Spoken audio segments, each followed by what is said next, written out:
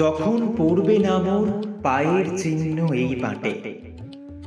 ৮০ বছর বয়সে কলকাতার জোড়াসাঁকো ঠাকুর বাড়িতে যখন নিভে গিয়েছিল তার প্রাণ প্রদীপ, তখন স্তব্ধ হয়ে গিয়েছিল বাংলা, থমকে গিয়েছিল গোটা বিশ্ব।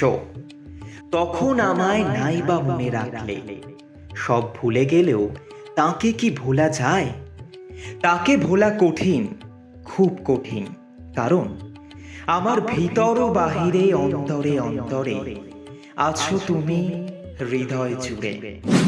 রবীন্দ্রনাথ বাঙালির আবেগ, ভালোবাসা ও বাঙালির গর্বের আরেক নাম।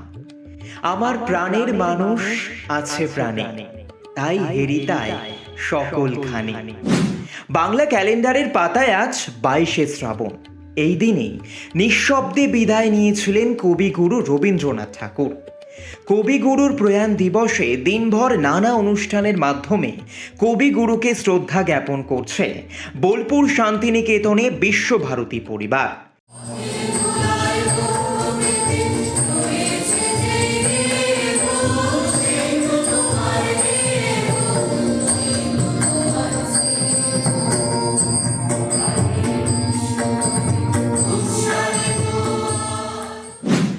বাইশে শ্রাবণের সকালে উপাসনা গৃহে আয়োজিত হয় বিশেষ উপাসনা। উপস্থিত ছিলেন বিশ্বভারতী বিশ্ববিদ্যালয়ের উপাচার্য প্রবীর কুমার ঘোষ, বিশ্ববিদ্যালয়ের অধ্যাপক অধ্যাপিকা ও ছাত্রছাত্রীরা।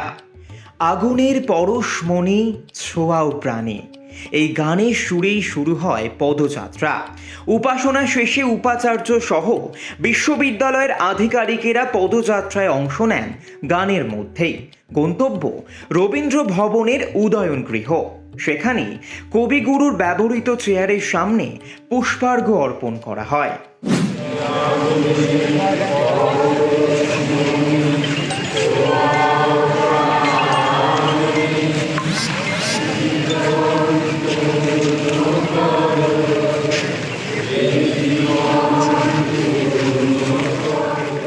সমস্ত বিভিন্ন ধরনের অনুষ্ঠানের থ্রু দিয়ে আমার কবিগুরুকে স্মরণ করব এবং বিকালে আমাদের অনুষ্ঠান হবে, বিভিন্ন ধরনের গান অনুষ্ঠান হবে, বাইরে থেকেও আসছেন এবং আমাদের যে সঙ্গীত ভবনের যে কলাকার যাদের ট্যালেন্ট তারা ওরা গান করবে লিপিকাতে।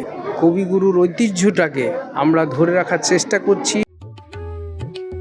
দুপুরে ক্যাম্পাসে আয়োজিত হয় বিশেষ বৃক্ষরোপণ অনুষ্ঠান, কারণ প্রতি বছর এই দিনটিতে বিশ্বভারতী ক্যাম্পাসে বৃক্ষরোপণের মাধ্যমে শ্রদ্ধা জানানো হয় রবীন্দ্রনাথের প্রকৃতি প্রীতিকে। সকালে তো সেখানে ২২শে শ্রাবণে কবিকে স্মরণ করা, আজকে ওনার মৃত্যু দিবস, তো সেই শোকাহত আমরা তো আজকে সে অনুষ্ঠানে আমরা ছিলাম। অনুষ্ঠান শেষের পর আমরা সব উত্তরায়ণে রবীন্দ্র ভবনে এসে এখানে যাত্রা করে এসে সব এখানে রয়েছি। প্রত্যেকটা অনুষ্ঠানে আমরা উপাসনার মাধ্যমেই শুরু করি, আর উপাসনার মধ্যে দিয়ে আমাদের শ্রদ্ধা জ্ঞাপন হয়। তারপরে তো যথারীতি নিয়মাবলী আছে, আর সেই নিয়মাবলীর মধ্যে দিয়েই আমরা শ্রদ্ধার জ্ঞাপন করে থাকি। গুরুদেবের প্রতি যেভাবে শ্রদ্ধা জ্ঞাপন করা যায় আর কি, সেভাবেই আমরাও করছি। ২২শে শ্রাবণের সারাদিন নানা ধরনের সাংস্কৃতিক ও রবীন্দ্র সঙ্গীতানুষ্ঠানের মধ্যে দিয়ে পালন করা হবে কবিগুরুর মৃত্যুবার্ষিকী। সৈকত সাহার রিপোর্ট এই মুহূর্তে।